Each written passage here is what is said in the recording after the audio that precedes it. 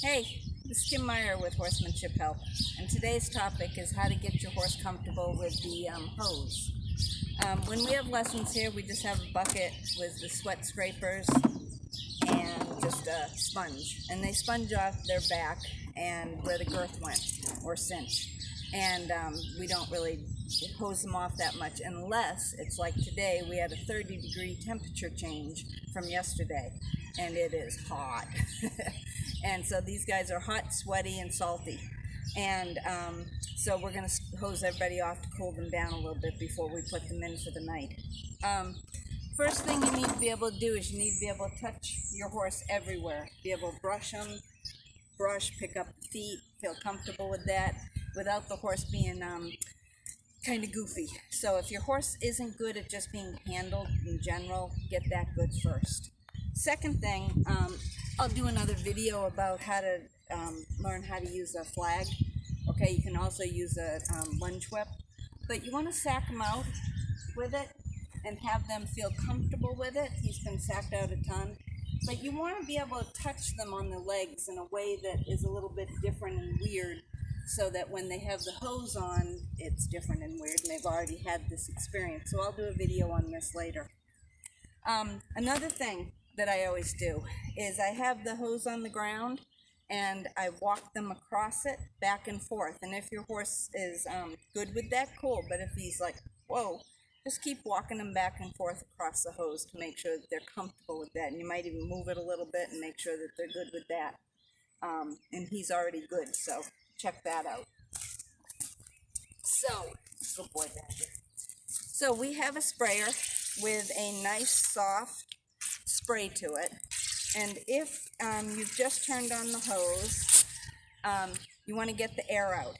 Okay, he's heard the air, but if you have a brand new horse and it's never had it done and they hear the air come out of it, okay, that pss, pss, pss, pss, okay, that's going to make it a little bit worse for him. Okay, so but he's already heard it. Now I'm going to turn it on and off a number of times, not even looking at him. And if he was concerned and I was way over here, I'm not even looking at him, okay, I would just keep doing that until he felt comfortable. Okay, and then when he's comfortable, when you can be here like this, then you turn towards him. I was always taught that you should do the legs first. Like the thing with us, that if we're hot and we go run our wrist under cold water, it will help cool off the blood faster. And so with the horses, you want to do that. You want to hit the veins and arteries on the insides of the legs first to help cool down the blood before you just go spraying at a big muscle mass that could cramp up. So when I do it with him, I'm not a big fan of doing the head myself, personally. Some people do the hose and do the whole head.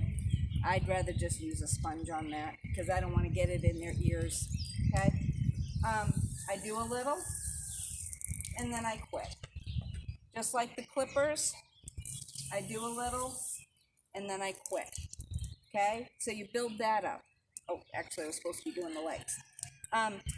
But I do that, and if he were to move, I have to be careful not to release until he stops his body. So I do a little. Good boy. Good boy. Good boy. Okay? And then come over. Do a little.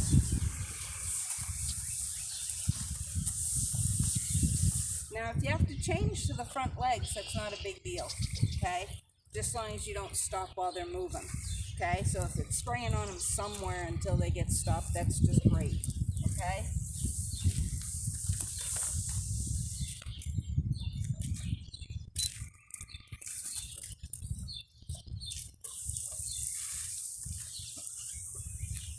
Good boy. Good boy. Okay, so we're going to say I normally would do more than that, but sorry about that. Okay? I would normally do more than that, but that for just the video is great. Okay?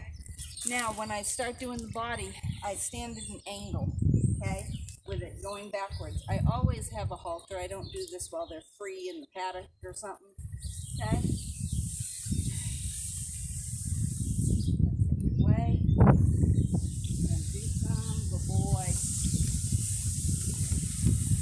And I take it away as he's about to stop.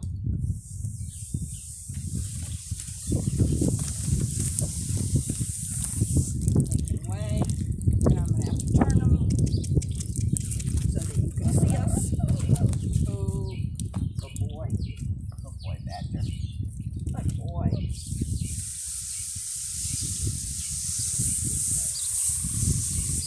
There you go, Bubba. Come over here, babe. So, still in the frame, yep. So, good boy. So, you get the gist, okay? Now, when I do them up and I hose them, I do not tie them up, okay? Because even if you have those nice stalks at the facility that you're at, where you can just put them in and they're enclosed, if you do that, that's kind of like Ray Hunt saying you tied a girl to a tree to kiss her. They're going to have bad feelings, because where else are they going to go? If they're not going to be comfortable with it, where else could they go? So always do it just holding them to begin with, and then when they get to be a rock star, then you can tie them up. And you might use one of those blocker rings for the first time that I talked about in the tying up pullback horse videos. So when you are done, there's a thing of, do you scrape or don't you scrape?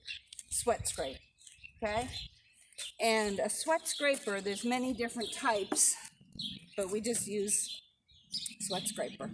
And the way you use a sweat scraper is you just go down along the hair, just like you would your hard brush, and you just basically squeegee them, okay?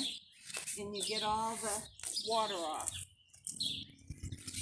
Okay, so you're just squeegeeing them, going the same way as the hair, and you'll see water comes out, get underneath their tummy. Now, what I've always done is had the theory that if they're going to go in the stalls, I always sweat scrape them, because I do not want them to be wet. Some horses don't like to be wet, and they'll roll. And if they roll and roll over and get their feet stuck on the boards and they can't get up, because horses need to put their front feet down on the ground to get up, they can get cast and they can get scared and bang their head. And so to avoid that, I always sweat scrape if they're going in their stall. If for some reason I was doing this just to cool down, they were going to go back out in the paddock, just go let them roll. Doesn't matter. Okay?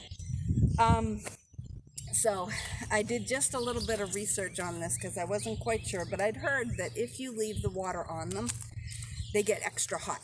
And I didn't do a ton of research, but where is it? A study from the Queensland University in Australia. This was, they used this information in the 2018 FEI Annual Sport Forum, which is the high-level dressage, the highest level international dressage group when they meet. And the results of it was that cooling is a bit better by 5 to 10 seconds if the water is kept on them. Scraping them increases the temperature immediately. So for that tiny amount, I'm going to stick with what I've always done. So if they go in a stall, sweat scrape. If they stay out, leave them alone. And I hope this helped. This is Kim Meyer from Horsemanship Help. And remember, I want you to stay safe, I want you to succeed, and I want you to enjoy your horse. So if you have any questions, put the comments down below. And if you want to see more videos, hit the subscribe button. And thank you. Go enjoy your horse. Bye-bye.